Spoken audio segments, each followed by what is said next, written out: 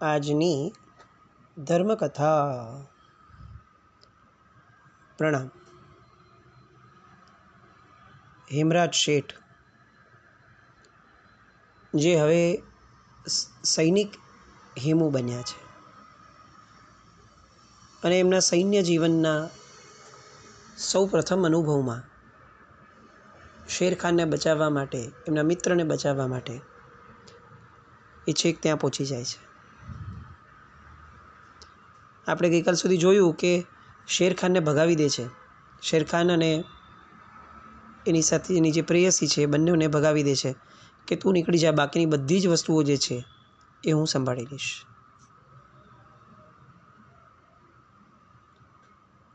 અચાનક આ બધું ત્યાં પહોંચવાનું એમનું કઈ રીતે થયું? થોડું ફિલ્મી સ્ટાઇલનું લાગે, પણ અચાનક એ પહોંચ્યા કેવી રીતે? તો એ ફકીર વેશે દિલ્હીથી નીકળ્યા. ત્યાં લોકોએ કીધું કે આ તો ચુનારગઢમાં મહેમાન તરીકે રહે છે. ચુનારગઢ પહોંચ્યા, આવી કંઈક વસ્તુઓની ગંધ આવી અને પછી સીધા આ જગ્યાએ આવ્યા. આ લોકો બંનેને ભગાવી દીધા અને હવે પોતે ત્યાં એકલે હાથે જ ઝૂમી રહ્યા છે.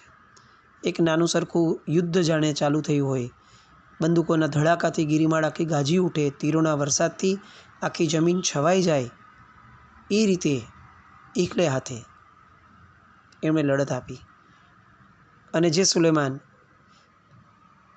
શેરખાનનો ભાઈ એને મારવા માટે આવ્યો હતો, એ જ સુલેમાનને ભોંય ભેગો કરી દીધો. ખવાસ ખાન, શેરખાનનો ખાસ મિત્ર, એ પણ ત્યાં આવી ગયો. ત્યાં સુધીમાં તો બધું પતી ગયેલું હતું અને ખવાસ ખાનને અહીંયા કહે છે હેમરાજ કે મેં આવી રીતે શેરખાનને પણ અહીંયાથી મોકલી દીધો છે. બધી વાતો ચાલતી હોય છે ત્યારે અચાનક કોઈક એક વ્યક્તિનો મૃતદેહ જે હતો એની બાજુમાં સળવળાટ દેખાણો. આમ તો ઢગલાબંધ લોકોના મૃતદેહ પડ્યા હતા, પણ એક સળવળાટ દેખાયો. હેમરાજ શેઠ જોવા માટે જાય છે અને એને ખ્યાલ આવ્યો કે આ તો સુલેમાન છે અને હજી એના શરીરમાં જીવ છે અને એ પાણી પાણી પાણી આવું બધું કહી રહ્યો છે. વિચારે છે હેમરાજ શેઠ કે જેણે પોતાના ભાઈ માટે ક્યારેય જીવનની અંદરમાં કોઈ શુભતા કરી નથી, જે પોતાના ભાઈનું ખૂન પીવા માટે અહીંયા આવ્યો હતો, આજે પાણી માંગે છે. પેલો ખવાસ ખાન કહે છે કે એને કોઈ કાળે પાણી ના આપો, એ તો આવા જ મૃત્યુને લાયક છે. પણ ધીરેકથી પેલો હેમુ, સિપાહી હેમુ, એણે કમર પરથી પોતાની જે સુરાહી લટકતી હતી એ કાઢી એમાં પાણી લીધું અને સુલેમાન પાસે ગયા અને એને બહુ જ પ્રેમથી એની બાજુમાં બેસીને કહે છે કે દગાબાજ, ભાઈની ભલાઈને તે ભલે ન પીછાણી, આખી મિલકત ભલે તારે પોતાએ એકલે કરવી હતી, એને તને ભલે અસંતોષ થયો, પણ તને કૂતરા કે કાગડાનું મોત તો મળે એ ક્યારેય શેરખાનને પણ નહીં ગમે, ન મને ક્યારે ગમશે, ન મારા ભગવાનને ક્યારે ગમશે. અને એટલે તે ભલે લોકોની આંતરડી કકડાવી, પણ મારા ભગવાને મને શીખવાડ્યું છે કે મારે કોઈની આંતરડી, મારી શક્તિ હોવા છતાં પણ એ આંતરડી ઠારવી જોઈએ, એને કકડવા દેવી ન જોઈએ. લે આ પાણી પી અને તારા ભગવાનનું નામ યાદ કર, તારા ગુનાથી તોબા પોકાર, તારા ગુનાઓ યાદ કર. પેલો સુલેમાન, એના મોઢામાં પાણીની ધાર થતી હતી. તોબા તોબા બોલતો બોલતો એ ગુજરી ગયો. અને અહીંયા હેમુ શેઠ ખવાસ ખાનને કહે છે કે હાલો આ દફન, અરે આ કફન અને કરો બધાને દફન અને ઓઢાડો, પણ આ બધાને કબર ખોદી અને એમને એમની ગરિમા મળે એવી રીતે કરજો. સાવ ગીધોને ખાવા માટે મૂકતા નહીં, કારણ કે દુશ્મન પણ ક્યારે પણ આપણા ધિક્કારનું પાત્ર નથી હોતો. પોતે ત્યાંથી નીકળવાની તૈયારીમાં છે અને ત્યારે ખવાસ ખાનને કહેતા જાય છે કે જ્યારે પણ શેરખાન પાસે જાય ત્યારે એમ કહેજે કે આ જંગલમાંથી, ભારતરૂપી જંગલમાંથી 2 શેર ઓછા થયા છે. એક છે બાદશાહ બાબર, જે મૃત્યુ પામ્યો, અને એના કારણે બહુ મોટી તક ઊભી થઈ છે કે હવે આખી દિલ્હીની ગાદી કે જે બિન અનુભવી એવા એના દીકરાના હાથમાં આવી છે, હુમાયુ, કે જે ફક્ત જ્યોતિષ અને ગ્રહ નક્ષત્રોનો જ રસિયો છે. શૂરવીર છે પણ સાવ ભોળો છે. અને 4 ભાઈઓ એ લોકોના, એ તો ચારેય જાણે અલગ અલગ દિશા માટે જન્મ્યા હોય એવા વિચિત્રો છે. આવા સમયે બાદશાહી મેળવવા માટેની સુવર્ણ તક એ આપણને મળી છે. ગુજરાતમાં બહાદુર શાહ એ પણ જાગ્યો છે બાદશાહી મેળવવા માટે. બંગાળમાં મહમ્મદ શાહ પુરબિયો એ પણ ખડો છે, ઊભો છે બાદશાહી મેળવવા માટે. અને માળવાના સરદારો એ તો બધા આમ પણ સમસમી ગયા છે. બસ આવા સમયે જો આપણે એક આગ ઊભી કરશું તો કંઈક મોટું પામવા માટેની દિશા આપણે મેળવી શકશું. સમાચાર મોકલાવે છે ખવાસ ખાન પાસેથી. ખવાસ ખાન ત્યાં બધાને દફન કરી વગેરે કરી અને શેરખાન પાસે પહોંચે છે અને શેરખાનને આખી વાત કરે છે કે આવી રીતે હેમરાજ એ મળ્યો હતો અને એણે આવી બધી મને વાતો કરી છે. અને બધી જે પોતે જોયેલી ઘટના છે કે છે કે એકલો હેમરાજ અને એની સામે આટલા બધા, અને તેમ છતાં એની જમાવર્દી, એની દિલદારી, એ જબરદસ્ત વાતોને કરે છે. આ બાજુ શેરખાન એની વાતોને એ જ ગંભીરતાથી લઈ અને વિચારે છે કે ચુનારગઢ જે છે ત્યાંનું આધિપત્ય કોઈ પણ પ્રકારે પહેલાં મેળવી લઉં. ચુનારગઢની રાજકન્યા એ તો આમ પણ પોતાની સાથે હતી જ. પહોંચ્યા જુનારગઢ, અને જુનારગઢની અંદરમાં ત્યાં જઈ અને પોતે એ જે રાજ્ય છે, રાજગાદી છે, એ પોતે પ્રાપ્ત કરી, લગ્ન કર્યા.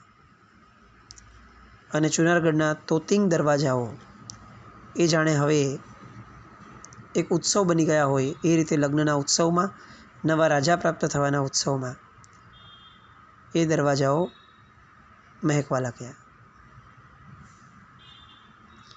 એ આખો ઉત્સવ ચાલુ છે. મલિકા અને શેરખાન એ બંને પણ પોતાના લગ્ન પછીના એ રૂપાળા સમયને માણી રહ્યા છે. અને એવા સમયે અચાનક એક દૂત, એક સામાન્ય વ્યક્તિ એ ત્યાંથી પસાર થવા માટે આવ્યો અને એ શેરખાનની બાજુમાં પહોંચ્યો. શેરખાન એને પૂછે છે કે ભાઈ તું ક્યાંથી આવે છે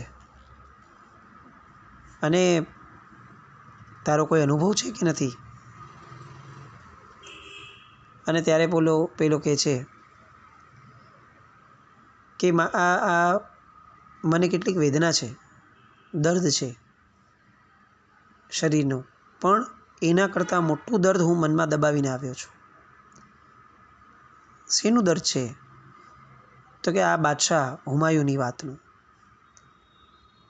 શેરખાન તો આમ પણ એને સાંભળવા અધીરો હતો એના વિશે કંઈ પણ. અને જ્યારે સાંભળ્યું એના વિશે કે એનું જ્યોતિષ માટેનું ગાંડપણ કેવું છે, ત્યારે ખડખડાટ હાસ્ય નીકળવા લાગ્યા. એણે એની વાત કરી કે બાપની બહાદુરી પર તાગડધીન ના કરનાર એ હુમાયુ, એને તલવાર અને બંદૂકના બદલે રમલ અને પાસા, ખડિયો અને કલમ એ જ જાણે દેખાય છે. કલાકો સુધી આડાવડા લીટા દોરે અને પછી કહે કે હું કોઈની જન્મકુંડળી બનાવું છું, હું કોઈની લગ્ન કુંડળી બનાવું છું. કેટલીક વાર તો કુંડળી બનાવતો બનાવતો ઊભો થઈ જાય, ઓરડાનું બારણું બંધ કરે અને પછી નાચે, કૂદે, તાળીઓ વગાડે ને આનંદમાં ગાયા કરે. આ એની આખી મંડળી પાછી પોતાની. શેરખાને કીધું કે જો એ આવું બધું કરતો હશે તો ભાઈ રાજકાજ કઈ રીતે ચલાવે છે? તો કે જ્યોતિષ થઈને રાજકાજ ચલાવે છે. આ જ પહેલાં હિન્દુસ્તાન જેવું હતું, જો એવું હિન્દુસ્તાન એને મળ્યું હોત ને એના બાપા પાસેથી અત્યારે વિજયી થયા પછીનું જે હિન્દુસ્તાન મળ્યું છે એવું નહીં, એ પહેલાંનું જે લડાયક હિન્દુસ્તાન આને મળ્યું હોત તો એને એક દિવસ પણ સત્તા ચલાવવી મુશ્કેલ હોત. અને એનો રાજ દરબાર પણ કેવો, એણે 7 વારના નામ પરથી 7 દરબાર ગૃહ તૈયાર કર્યા છે. દરેક ખંડનો સામાન, નોકર ચાકર, પોશાક, છબી, સામાન, આ બધું એ વારનો જે રંગ હોય એવી રીતે એને રાખ્યો. સૂર્યગ્રહ તો એનો રંગ સોનેરી છે, ચંદ્ર એનો રંગ રૂપેરી છે, શનિ ગ્રહ એનો રંગ કાળો છે, શુક્ર ગ્રહ એનો રંગ પીળો છે, ગુરુ ગ્રહ બૃહસ્પતિ તો એનો રંગ આસમાની છે, મંગળનો રંગ એ લાલ છે. આવા અનેક દિવસો પ્રમાણે એને રંગો નક્કી કર્યા છે. અને પોતાએ જે નક્કી કર્યું છે એ પ્રમાણે એ રોજ લોકો પાસે કપડાં બદલાવડાવે, એ અલગ અલગ જગ્યાઓએ ત્યાં આવાસ એનો કરાવડાવ્યો છે. ગુરુવારે ગુરુના જ આવાસમાં રહે, શુક્રવારે પાછો શુક્રના આવાસમાં વહી જાય. કોઈ પંડિતો, ઉલેમાઓ કે શાસ્ત્રી આવે તો એને બુધના ગ્રહમાં મળે, સૈનિક આવે તો એને બૃહસ્પતિના ગ્રહમાં મળે, કોઈ કવિ કે શાયર વગેરે આવે તો એને સોમવારના ગ્રહમાં મળે. આમ દરેક જગ્યાઓએ એણે પોતે જ્યોતિષને જ પોતાના જીવનનો આધાર બનાવી દીધો છે. એણે રાજ્યના ખાતાઓ જે પાડવાના હતા એ ખાતાઓમાં એણે મૂળ તરીકે, પાયાની માન્યતા તરીકે એ વિચારને રાખ્યો છે કે માણસ એ પંચમહાભૂતોનું પૂતળું છે. તો એણે 5 ખાતા બનાવ્યા. પહેલું ખાતું આતસી એટલે કે અગ્નિનું, યુદ્ધ સામગ્રી, સાચા કામ વગેરે જે પદાર્થોમાં અગ્નિની જરૂર હોય એ આ ખાતામાંથી મળે.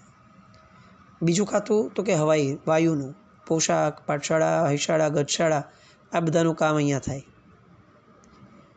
ત્રીજું ખાતું જળ ખાતું, બાગ બગીચા, નદી, નહેર, નાવ, જહાજ, શરબત વગેરે ખાતાના કામ એ આ ખાતામાંથી થાય. ચોથું ખાતું પૃથ્વીનું, બાંધકામ, નવાણ, ખેતીવાડી, રસ્તાઓ, આ બધાના વિભાગના કામ એ આનાથી ચાલે. દારૂગોળો અને શાહી કિલ્લાઓની રચના એ પણ આ ખાતાથી ચાલે. આમ આવી બધી રચનાઓ રાજ્યની પણ, વ્યવસ્થાની એ પણ આવી. એટલે એનું દરેક કામ જે છે એ ફક્ત ને ફક્ત જ્યોતિષના આધારે ચાલે.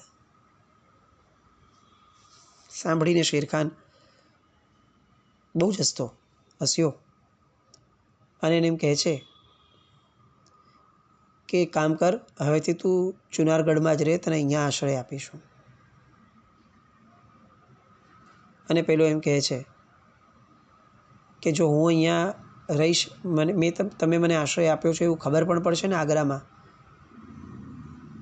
તો એ બાદશાહ હુમાયુ એ અહીંયા તમારી પર હુમલો કરી દેશે.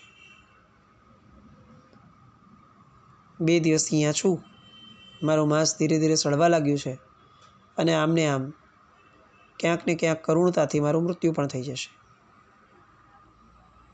હું તો બસ જંગલ તરફ જવા માટે નીકળ્યો છું. તેમ છતાં એની પર કરુણા લાવી અને એને ત્યાં ઉચક્યો, એને આગળ સુવડાવવામાં આવ્યો અને આ શેરખાન જે છે એણે એને પોતાને ત્યાં રાખી દીધો. હવે શેરખાન એ કબૂતરોનો શોખીન હતો, કબૂતરો પાળવાનો. એ આમ પણ મુસ્લિમ હોવા છતાં ન મૂર્તિભંજક વિશેષ પ્રમાણે હતો, ન દરેકે દરેક પક્ષીઓનો મારનારો હતો. એટલે કબૂતરો પાળવાનો શોખ એ એને બહુ સારો એને કેળવ્યો. આ કબૂતરો દ્વારા પણ એ કેટલીક રાજકાજની વાતો એ શીખી લેતો હતો. કબૂતરની એ જાતિ પ્રજાતિ એ બધું, કોણ નવો આવ્યો, ક્યાંયથી આવ્યો, એ બધું પણ એના ધ્યાનમાં રહેવામાં આવ્યું. એકવાર એક ચાંદની રાત હતી અને એક નવો જ કબૂતર એની પાંખમાં કોઈક કાગળ છુપાવીને લઈ આવ્યો. કબૂતર જે અહીંયાના હતા, ટ્રેન થયેલા, એમણે જોયું કે આ એક નવું કબૂતર છે, એટલે એને પોતાનામાં સમાવી લેવા માટે આ બધા કબૂતરો એ ત્યાં ગયા. કબૂતરોની વચ્ચેથી જ જે ટ્રેન કબૂતરો હતા એ લોકો આ કબૂતરને, જે એક ચિઠ્ઠી એની સાથે અટેચ કરવામાં આવી હતી, એને લઈ અને શેરખાન સુધી પહોંચ્યા. એ શેરખાનને એમણે ચિઠ્ઠી આપી અને ચિઠ્ઠીની અંદરમાં શેરખાનને કંઈક એવું વર્તાયું કે આ સંદેશ ક્યાંક આગળ પહોંચાડવાનો હતો, મારા સુધી પહોંચાડવાનો હતો એમની, પણ આ આપણા ટ્રેન કબૂતર જે છે એ અહીંયા લઈ આવ્યા, એ સારું થયું. રાજ્યનો એક સંદેશો કે જેમાં હુમાયુના એક સરદારે અન્ય પ્રાંતના એક સુબાને મોકલેલો આ સંદેશો હતો. એ સંદેશોને મનમાં રાખી અને આ શેરખાન જે છે એણે પોતાના પ્રમાણે કેટલીક તૈયારીઓ શરૂ કરી. આ બાજુ ચુનારગઢે પેલા વ્યક્તિને આશ્રય આપ્યો છે એવું સમજણ પડતા ત્યાંથી એક માણસ આવ્યો અને એણે આ હિમરાજના મિત્રને, શેરખાનને ધમકી આપી દૂત તરીકે કે તમે આ માણસને આશ્રય આપીને બહુ જ ખોટું કર્યું છે, હવે એનું ફળ ભોગવવા માટે તૈયાર રહેજો. આમ દિવસો વીતવા લાગ્યા. ઘટનાઓ રોજ કંઈક ને કંઈક સમજાતી જાય, નવી બનતી જાય, પણ તેમ છતાં પણ હજી એ સમય નહોતો આવ્યો કે જે સમયની રાહ હિમરાજ અને આ શેરખાન બંને જોતા હતા. બસ એની પૂર્વ તૈયારીઓ બધી ચાલતી હતી. પણ પૂર્વ તૈયારી પછીથી જે એક દિવસ આ જોનપુરની નિશાળના નિશાળિયાઓ આ આખા આર્યાવર્તની અંદરમાં છવાઈ જવાના છે, એની જે વાત જેનાથી શરૂ થવાની છે, એ પળ, બસ એ પળ હવે આવવાની. મુગલ સરદારો એ કેટલાક જે આ રાજ્યની અંદરમાં આવવાના અને ત્યાર પછીથી દોસ્તી દુશ્મની આ બધામાંથી કંઈક અલગ નવું ઊભું કરી અને હિન્દુસ્તાનની ગાદી, શહેનશાહત એ મેળવવા માટેનો આખો જે પથ તૈયાર થાય છે, એ પથની બધી વાતો, એ બધી વાતો માટે ફરી એકવાર મળીએ આવતીકાલે. જીનાજ્ઞા વિરુદ્ધ કંઈ પણ બોલાયો તો મિચ્છામિ દુક્કડમ. પણ આ એક વસ્તુ ફરી હેમરાજની આ વાતો એ ક્યાંક ને ક્યાંક આપણને આપણી અસલી હકીકતો એ સમજાવવામાં સહાયભૂત બને, એ એક આશય છે. અને આપણે આપણી આવતી પ્રજાને એટલીસ્ટ વાર્તાઓ કદાચ આપણને ન ખ્યાલ આવે કે ન યાદ રહે તો એટલીસ્ટ એ કહેતા રહીએ કે આ આપણા પૂર્વ પરંપરાઓમાં, આ દેશમાં પણ કેટલાય જૈનોએ કેટલું મોટું યોગદાન આપ્યું છે, ત્યારે આ દેશ આજે આપણને એ મળ્યો છે. બસ આવી કંઈક વાતોથી આપણી આવતી પ્રજાને આપણે ક્યાંક ને ક્યાંક જૈનત્વ સાથે જોડાયેલા રાખીએ, એ ભાવપૂર્વક. જીન આજ્ઞા બોલાય તો મિચ્છામિ દુક્કડમ. જૈનમ જયતિ શાસનમ.